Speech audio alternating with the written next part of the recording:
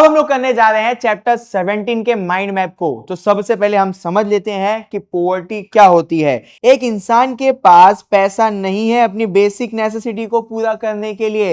ना तो उसके पास खाना खरीदने के लिए पैसा है, ना तो कपड़ा खरीदने के लिए, ना तो घर खरीदने के लिए, ना तो एजुकेशन देने के लिए, ना तो दवाई करवाने के लिए। इस सिचुएशन को हम लोग बोलते हैं पॉवर्टी की सिचुएशन। अब आगे का जो कॉन्सेप्ट है वो थोड़ा सा अजीब लग सकता है। क्या है poverty line? Minimum income required to meet basic need. Poverty line क्या है? मिनिमम इनकम होनी चाहिए आपकी रोटी कपड़ा मकान खरीदने के लिए। इसी प्रोसेस को हम लोग बोल रहे हैं पॉवर्टी लाइन। समझ में आया कि अगर आपको खाना चाहिए, घर में छत चाहिए, आपको स्कूल की फीस भरनी है, आप लोगों को बीमार पड़ जाए तो दवाई चाहिए, तो ये सारी चीजों के लिए अगर आपके पास पैसा है तो इसी को हम लोग बोलते हैं पॉवर्टी लाइन। अगर पैसा नहीं है तो आप इस लाइन के नीचे आओगे, अगर पैसा है तो आप इस लाइन के ऊपर आओगे। तो ये एक सोची समझी गरीबी की लाइन है। ये लाइन खींचो, अगर आपके पास रोटी कपड़ा मकान खरीदने के लिए पैसा है तो आप इस लाइन के ऊपर आ गए, और अगर आपके पास रोटी कपड़ा मकान खरीदने के लिए पैसा नहीं है तो आप इस लाइन के नीचे आ जाओगे।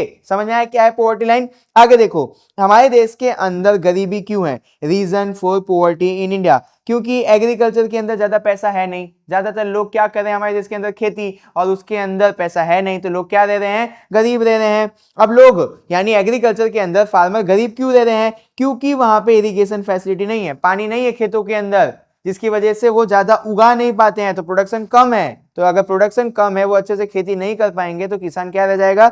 गरीब रह जाएगा। No alternate job. अब किसान बारिश में ही खेती करता है, बाकी के जो बचे हुए महीने हैं उसके पास कोई भी ऑप्शन नहीं है दूसरा काम करने का, तो इसको क्या बोला हमने? No alternate job. अब देखो, बहुत सारे लोग हैं जिनके पास अच्छी एजुकेशन नहीं है और ना तो उनके पास अच्छा स्किल है, जिसकी वजह से उनको काम नहीं मिल पाता और वो गरीब रह रहे हैं। हमारे देश के अंदर जो लोग हैं वो पढ़े लिखे नहीं है, जिसकी वजह से उनको गवर्नमेंट की स्कीम के बारे में पता नहीं चल पाता है और वो लोग उसका बेनिफिट नहीं उठा पाते हैं और वो गरीब रह जाते हैं। गवर्नमेंट की जो पॉलिसी है वो बहुत बेकार है। लोगों को गरीबी से निकालने वाली जो पॉलिसी है गवर्नमेंट की वो बहुत बेकार है। शिफ्ट टू कैश क्रॉप, तो फूड की शॉर्टेज हो जाती है। हमारे देश के अंदर बहुत सारे किसान हैं वो कैश क्रॉप उगाने लगते हैं। कैश क्रॉप क्या है? ऐसे क्रॉप जिनको बेचेंगे तो ज्यादा पैसा मिलेगा।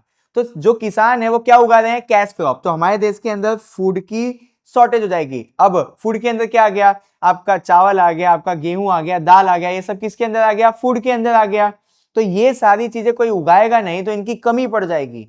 अब आप सबको ये पता होना चाहिए कि जिस चीज की कमी होती है ना उसके दाम बढ़ जाते हैं। वो इंसान पहले से ही यार गरीब है, अब उसको जो अनाज है वो भी महंगे पे मिल रहा है, तो वो और गरीबी की तरफ बढ़ता चला जाएगा। तो किसान उगा रहे हैं कैश क्रॉप, जिसकी वजह से जो गरीब इंसान है वो और गरीब हो जा रहा है, उसके घर में 2 वक्त का खाना भी पहुंच नहीं पा रहा है। पॉपुलेशन ग्रोथ सबसे बड़ी प्रॉब्लम है हमारे देश में गरीबी के लिए। नेगलेक्ट ऑफ स्मॉल इंडस्ट्री, हमारे देश की जो गवर्नमेंट है वो स्मॉल इंडस्ट्री पे ध्यान नहीं दे पा रही है, जिसकी वजह से लोग गरीब रह जा रहे हैं। उसका लॉजिक बताता हूं।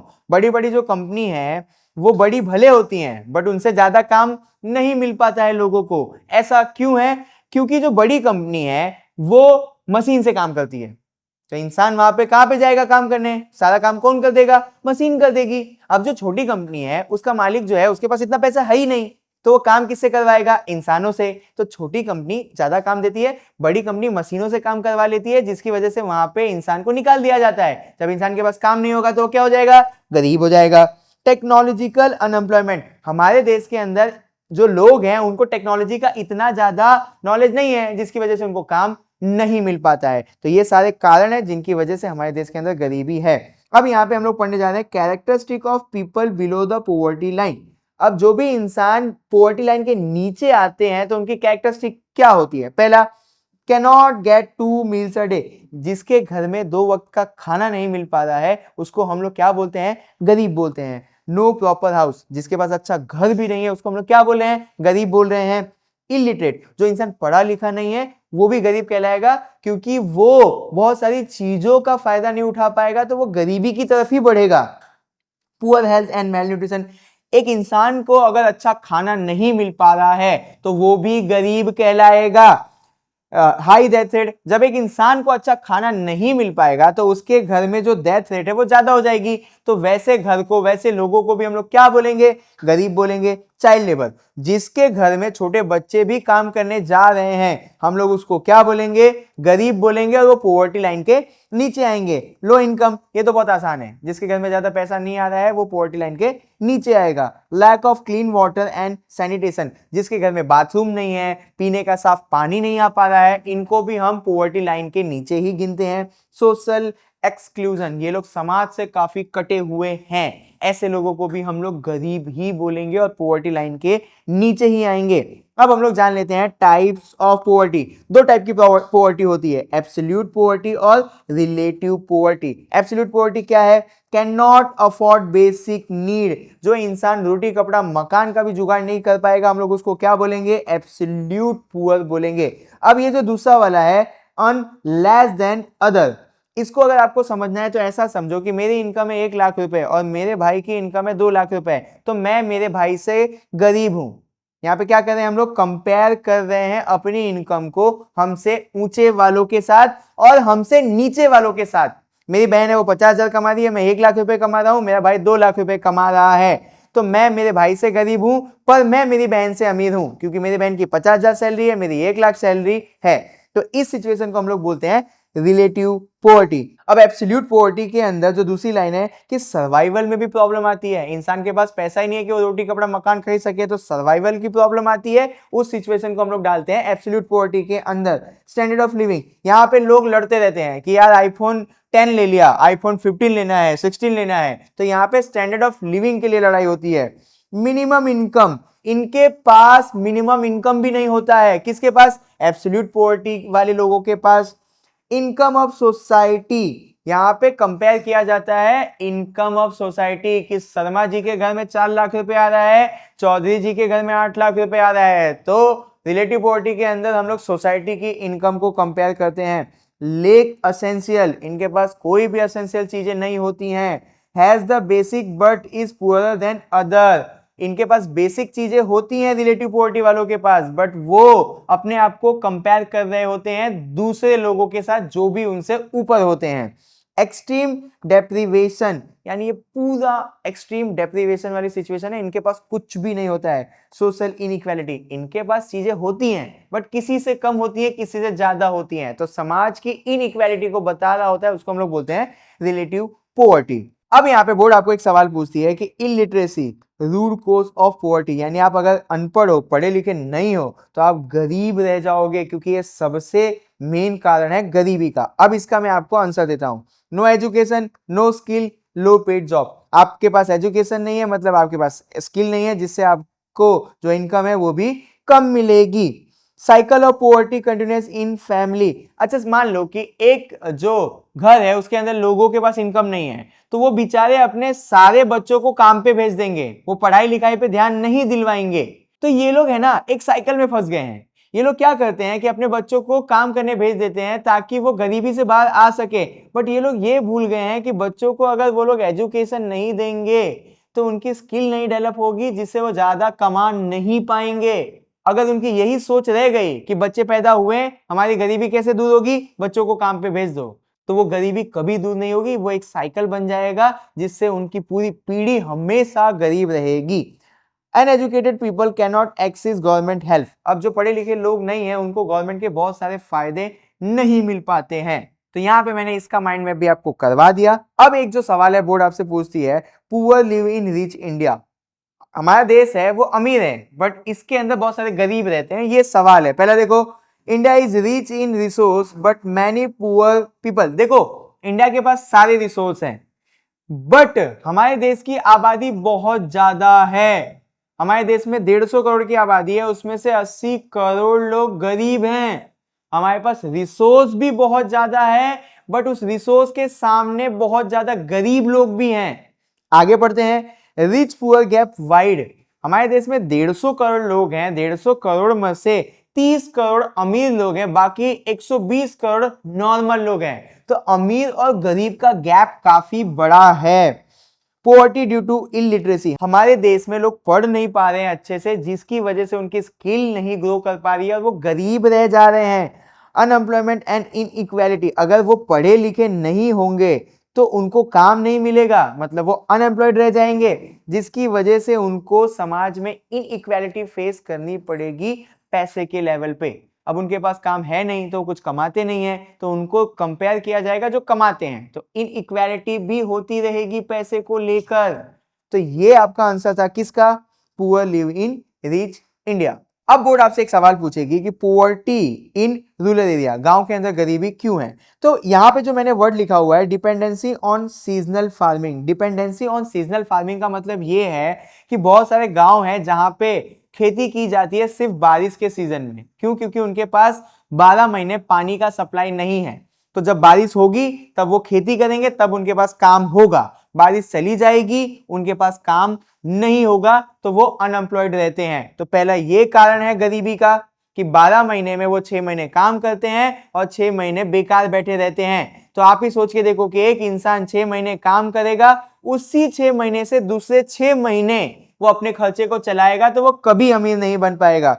Few industry and poor infrastructure. अभी इसको समझो, पुअर इंफ्रास्ट्रक्चर, गांव के अंदर ना तो इलेक्ट्रिसिटी अच्छे से आ रही है, ना तो अच्छे रोड है, ना तो वहां पे अच्छे कॉलेज है, ना तो वहां पे अच्छे हॉस्पिटल हैं।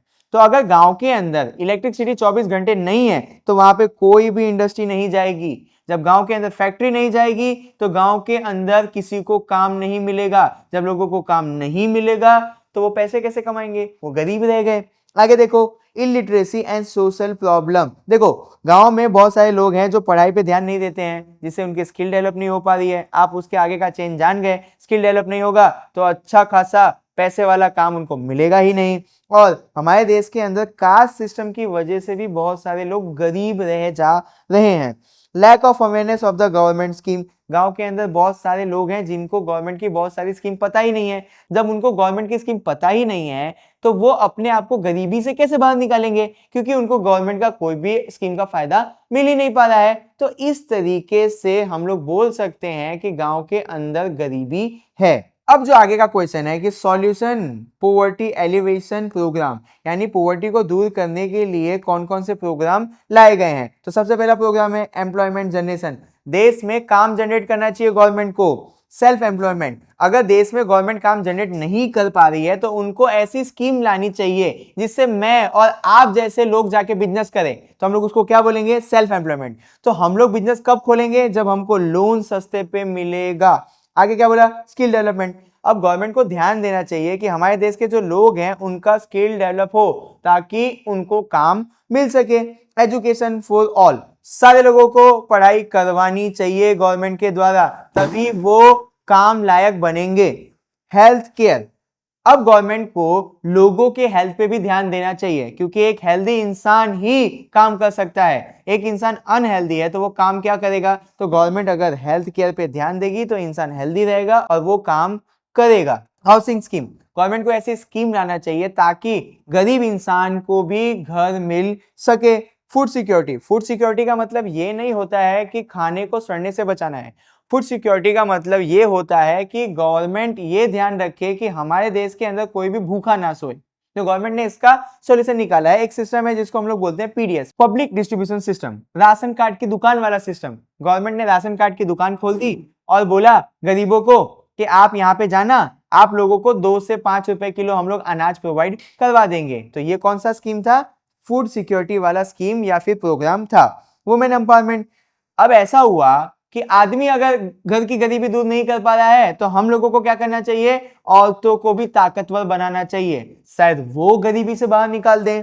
Infrastructure in village, infrastructure in village का मतलब ये है गांव के अंदर जब इलेक्ट्रिसिटी आ गई तो वहां पे फैक्ट्री आ जाएगी। जब फैक्ट्री आएगी तो वहां पे रोड बनेगा, स्कूल बनेगा, कॉलेज बनेगा, हॉस्पिटल बनेगा।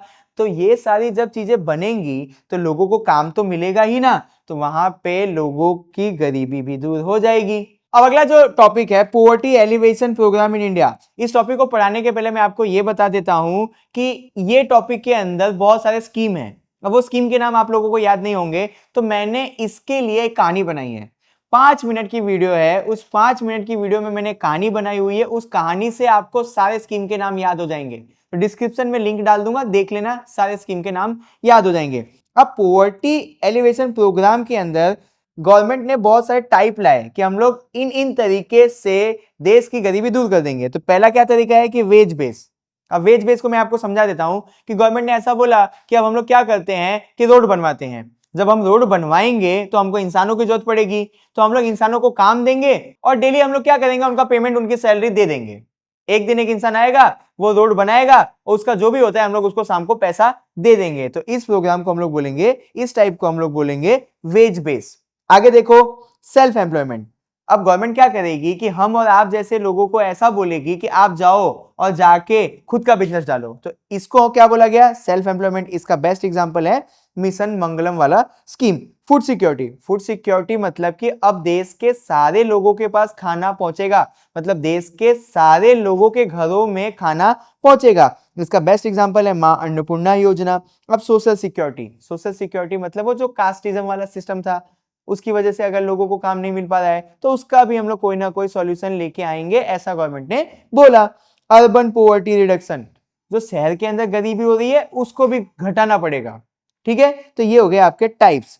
अब देखो कौन कौन सी स्कीम लेके आई थी गवर्नमेंट। तो गवर्नमेंट क्या लेके आई थी, मनरेगा। मनरेगा के अंदर क्या था, गवर्नमेंट 100 दिनों का काम देगी एक इंसान को। किस स्कीम के थ्रू, मनरेगा के अंदर। मां अन्नपूर्णा योजना, इसके तहत गुजरात के अंदर सारे लोगों को सस्ते दाम पे अनाज मिलेगा। सारे लोगों को मतलब गरीब लोगों को सस्ते दाम पे अनाज मिलेगा। अब यहाँ पे देखो कृषि सिंचाई योजना। कृषि सिंचाई योजना इसलिए लाई गई थी ताकि खेतों तक इरिगेशन के लिए पानी पहुंचाया जा सके। इनाम स्कीम, इनाम स्कीम को मैं आपको समझाता हूं। जो फार्मर है वो बेचारे गरीब हैं, उसका एक कारण ये भी है कि जो मिडल मैन होते हैं, जो दलाल होते हैं, वो सारा प्रॉफिट खुद खा जाते हैं। तो गवर्नमेंट ने ये प्रॉब्लम देखी, उन्होंने एक स्कीम लॉन्च किया, इनाम स्कीम। उन्होंने बोला सारे मिडलमैन को हटा दो, आप लोग ऑनलाइन आओ और ऑनलाइन ही अपना सामान बेचो, सारे मिडलमैन को हटा देंगे और आप ही अब पूरा प्रॉफिट रखो। फिर आया ग्राम ज्योति योजना। ग्राम ज्योति योजना के थ्रू गवर्नमेंट गांव के अंदर 24 घंटे इलेक्ट्रिसिटी पहुंचा रही थी। वन बंधु कल्याण योजना, आदिवासियों के वेलफेयर के लिए गवर्नमेंट स्कीम लेके आई। फिर गवर्नमेंट लेके आई मिशन मंगलम। मिशन मंगलम में गवर्नमेंट शादी नहीं करवा रही है लोगों की, गवर्नमेंट क्या कर रही है कि जो गांव की औरतें हैं वो भी पैसा कमा सके, इसका कोई ना कोई बंदोबस्त करके दे रहे हैं। तो यहाँ पे हमने पोवर्टी वाला सेक्शन पूरा कर लिया।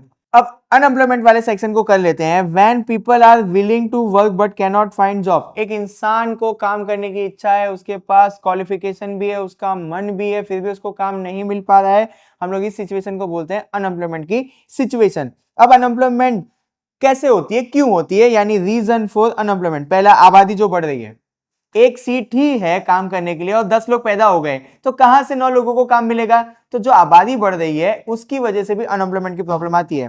Lack of skill and education, इंसान जिस काम के लिए गया उसको वो काम आता ही नहीं था, उसने उसकी पढ़ाई की ही नहीं है, तो क्या उसको काम मिलेगा, नहीं। तो ये भी एक कारण है।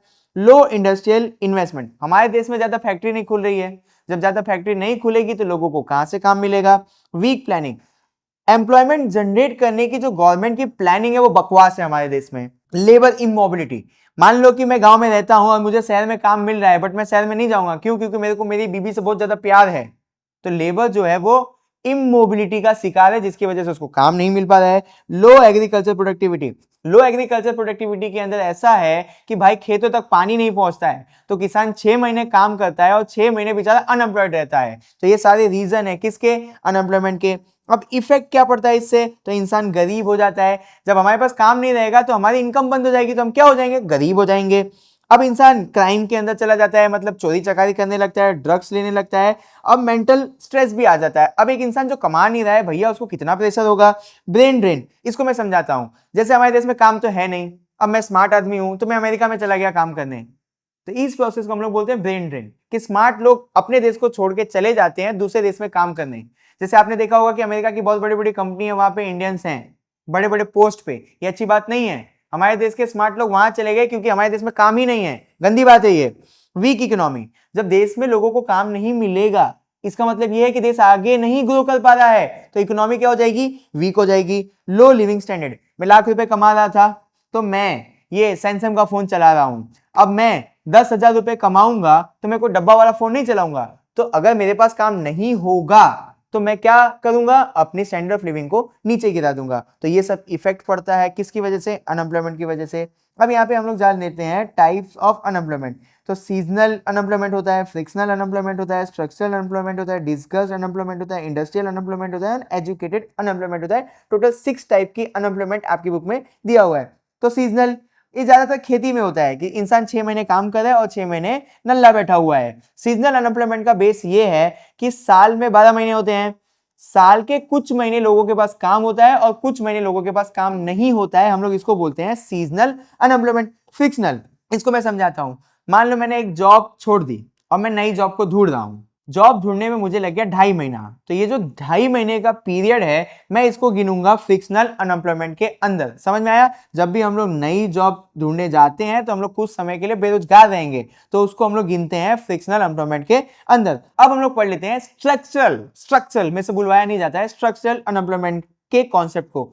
मान लो कि ये टच वाला फोन है और मेरे को क्या बनाने आता है, वो डब्बे वाला फोन।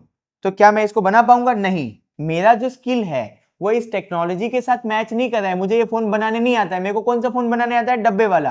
तो मुझे क्या काम मिलेगा? नहीं मिलेगा। तो skill mismatch due to technology, हमारे पास वो स्किल नहीं होता है जो नई टेक्नोलॉजी आई होती है वो वाला, तो हमको काम नहीं मिलता है। इसको हम लोग गिनते हैं स्ट्रक्चरल एम्प्लॉयमेंट के अंदर। डिस्कस्ड अनएम्प्लॉयमेंट, एग्जांपल देता हूं। मान लो कि मेरे पापा की दुकान है और मेरे पापा अकेले मिलकर 1 लाख रुपए कमा रहे थे। अब मेरे पापा ने बोला बेटा चल तू भी दुकान पे बैठना। मैं भी दुकान पे बैठने लगा, बट हमारी जो इनकम है वो 1 लाख रुपए ही थी। तो मैं वहां के लिए एक्स्ट्रा आदमी हो गया। मेरे जुड़ने से वहां पे काम में कोई भी फायदा नहीं आया, हम लोग कोई भी एक्स्ट्रा इनकम जनरेट नहीं कर पाए। इसको हम लोग क्या बोलते हैं? डिस्कस्ड अनएम्प्लॉयमेंट, कि मोर वर्कर देन नीडेड, जितने इंसान चाहिए उससे ज्यादा लगे पड़े हैं बट उनसे कोई फायदा मिल नहीं पा रहा है। अब इंडस्ट्रियल के अंदर क्या आपको समझना है कि इंडस्ट्री बंद हो गई, किसी भी कारण से बंद हो गई और इंसान अपनी जॉब को खो बैठा, हम लोग इसको गिनते हैं इंडस्ट्रियल अनएम्प्लॉयमेंट के अंदर। तो फैक्ट्री क्लोजर हुई और इंसान की जॉब चली गई। कौन सा अनएम्प्लॉयमेंट है? इंडस्ट्रियल अनएम्प्लॉयमेंट है। एजुकेटेड, इंसान के पास पढ़ाई लिखाई, यानी उसने पढ़ाई लिखाई की है, उसके पास क्वालिफिकेशन भी है बट उसको काम नहीं मिल पा रहा है, किसमें गिनेंगे? एजुकेटेड अनएम्प्लॉयमेंट में उसको गिनेंगे। तो यहाँ पे टाइप्स ऑफ अनएम्प्लॉयमेंट भी खत्म हो गया। अब यहाँ पे हम लोग ये ध्यान देते हैं कि कौन कौन से मेजर्स हम लोग लेंगे जिसकी वजह से अनएम्प्लॉयमेंट खत्म हो जाएगी। तो पहला, बहुत ज्यादा इंडस्ट्री लगाओ तो लोगों को काम मिलेगा, अनएम्प्लॉयमेंट खत्म हो जाएगी। एग्रीकल्चर को इंप्रूव करो तो अनएम्प्लॉयमेंट खत्म हो जाएगी। लोगों का स्किल डेवलप करो तो उनको काम मिल जाएगा। अब जिस लोगों को काम नहीं मिल पा रहा है तो उनको सेल्फ एम्प्लॉयमेंट में बिजी कर दो, कि उनको बोलो जाओ आप अपना बिजनेस करो, हम सस्ते में लोन बांटेंगे। हमारे देश के अंदर टूरिज्म इंडस्ट्री डेवलप करनी चाहिए, मतलब अगर हम लोग टूरिज्म इंडस्ट्री को डेवलप करेंगे तो काम बढ़ेगा, काम बढ़ेगा तो किसी ना किसी को तो काम मिलेगा, अनएम्प्लॉयमेंट की प्रॉब्लम सॉल्व हो गई। इंफ्रास्ट्रक्चर ग्रोथ, इसका मतलब ये है कि देश के अंदर और रोड बनाओ, और ब्रिज बनाओ, और स्कूल बनाओ, और हॉस्पिटल बनाओ। ये सारी चीजें जब देश के अंदर बन रही होंगी तो लोगों की जरूरत तो पड़ेगी ना, तो काम मिल गया। Support IT and service sector, हमारे देश के अंदर जो भी सर्विस सेक्टर है, मतलब होटल हो गया, स्कूल हो गया, ये सारी चीजों को सपोर्ट करो तो लोगों को और काम मिलेगा। गवर्नमेंट को बहुत सारी स्कीम लानी चाहिए जिससे लोगों को काम मिल सके। लिंक एजुकेशन विद जॉब, ऐसी पढ़ाई करवाओ जिससे लोगों को जॉब मिल पाए। तो ये सारे स्टेप अगर हम लोग लेंगे तो अनएम्प्लॉयमेंट दूर हो जाएगी। अब यहाँ पे बोर्ड आपको सवाल पूछ लेती है कि पॉपुलेशन और अनएम्प्लॉयमेंट का कुछ तो लेना देना है। देखो, जितने लोग पैदा होंगे और अगर उतनी सीट नहीं होगी तो लोगों को काम नहीं मिलेगा। एग्जांपल दे दूं कि 10 सीट है और 1000 लोग पैदा हो गए, तो यार जॉब जो है वो लिमिटेड है। आप पैदा ज्यादा हो गए तो जॉब की क्या गलती, तो आपको काम नहीं मिलेगा। सीट कितनी है? 10, पैदा कितने हो गए? 1000 लोग, तो 990 लोगों को काम नहीं मिलेगा। तो ये पहला रिश्ता है पॉपुलेशन और अनएम्प्लॉयमेंट का। Educated youth are jobless, educated youth क्यों जॉबलेस है? पहली बात तो ये है कि एक काम को करने के लिए 50 लोग बाहर ही खड़े होते हैं। आपने पढ़ाई लिखाई कर ली है पर आपने जो पढ़ाई लिखाई की है उस सेक्टर में इतनी जॉब नहीं है। मान लो मैं बन गया इंजीनियर, बट देश के अंदर उतने इंजीनियर की जरूरत ही नहीं है, पढ़ाई तो मैंने कर ली। तो एजुकेटेड लोग इसीलिए अनएम्प्लॉयड हैं क्योंकि उन्होंने जो पढ़ाई की है उस सेक्शन की, उस सेक्टर की देश के अंदर इतना जॉब ही नहीं है। आगे देखो, under unemployment and low wages. Under unemployment and low wages समझाता हूं। मान लो मैं एक इंजीनियर हूं, मैं बना सकता हूं एरोप्लेन का इंजन, बट हमारे देश के अंदर एरोप्लेन का इंजन बनता ही नहीं है, तो मैं जाके गराज में काम कर रहा हूं, तो मैं क्या हूं? अंडर एम्प्लॉयड हूं। अब मैं जब गराज में काम करूंगा तो मुझे जो सैलरी है, जो वेजेस है, वो भी कम मिलेगी। अब आगे, प्रेशर ऑन रिसोर्स। अब इसका मैं समझाता हूं। मान लो कि मैं 10,000 रुपए कमाता हूं, तो मैं क्या खरीद सकता हूं? मैं खरीद सकता हूं एक डब्बे वाला फोन। अगर 10,000 कमाने के बाद मैं आईफोन खरीदूं तो मेरा जो रिसोर्स है पैसा, उसके ऊपर प्रेशर आएगा? आएगा ही। अब घर में 10 किलो राशन था और 100 लोग खाने वाले थे, गलती से 200 लोग आ जाएंगे तो रिसोर्स की क्या हालत होगी, राशन की क्या हालत होगी? किसी को कुछ नहीं मिलेगा। आबादी बहुत ज्यादा है और रिसोर्स बहुत कम है, जिसकी वजह से आबादी रिसोर्स के ऊपर प्रेशर डाल रही है, तो इसका कोई सॉल्यूशन नहीं आएगा। तो ये रिलेशन था पॉपुलेशन और अनएम्प्लॉयमेंट का। अब जो लास्ट सवाल है बोर्ड यहां से पूछ लेती है, वर्ल्ड लेबर मार्केट, इसको मैं समझाता हूं। People go abroad for job, business और स्टडी। इंसान पढ़ने के लिए, काम करने के लिए, बिजनेस करने के लिए दूसरे देश में जाता है। हम लोग इसको किसके अंदर गिनते हैं? वर्ल्ड लेबर मार्केट के अंदर गिनते हैं। Brain drain, India loses talent. देखो ब्रेन ड्रेन गंदी बात है, मैं समझाता हूं। मैंने पहले भी आपको शॉर्ट में बोला हुआ था कि हमारे देश के स्मार्ट लोग विदेश में जाके काम कर रहे हैं, तो जब वो विदेश में काम करेंगे तो वो देश आगे बढ़ेगा। आपने देखा होगा कि अमेरिका के अंदर बहुत सारे कंपनियों के बड़े बड़े पोजीशन पे इंडियन लोग बैठे हुए हैं। अरे आप ये तो ध्यान दो कि वो इंडियन लोग स्मार्ट हैं और बड़ी बड़ी कंपनियों को और आगे ले जा रहे हैं। अगर वो स्मार्ट लोग हमारे देश में होते तो हमारे देश की कंपनी को आगे लेके जाते, बट हमारे देश में इतनी अपॉर्चुनिटी ही नहीं है। उनको इंडिया के अंदर इतना काम दिया ही नहीं गया होगा, इतना ज्यादा फ्रीडम दी नहीं गई होगी, वो चले गए अमेरिका और अमेरिका की कंपनी को आगे बढ़ा रहे हैं, अमेरिका अमीर हो रहा है। तो इंडिया इसके अंदर क्या है? लूजर है, कि वो टैलेंट को लूज कर देता है। लास्ट वाला, बेटर पे एंड लाइफस्टाइल अब्रॉड। अब एक बात को समझना, आप एक अच्छे स्किलफुल इंसान हो, इंडिया के अंदर काम कर रहे हो और अमेरिका के अंदर काम कर रहे हो, तो कहां पे आपकी लाइफस्टाइल और सैलरी अच्छी होगी? आप सीधा बोलोगे भैया अमेरिका के अंदर। तो इसीलिए लोग तो जा रहे हैं दूसरे देश में, और ये सारा सिस्टम किसके अंदर आ जाता है? वर्ल्ड लेवल मार्केट के अंदर। तो यहाँ पे मैंने आपको चैप्टर 17 के भी माइंड मैप को करवा दिया है। अब मैं आपको मिलूंगा चैप्टर 18 के माइंड मैप के साथ।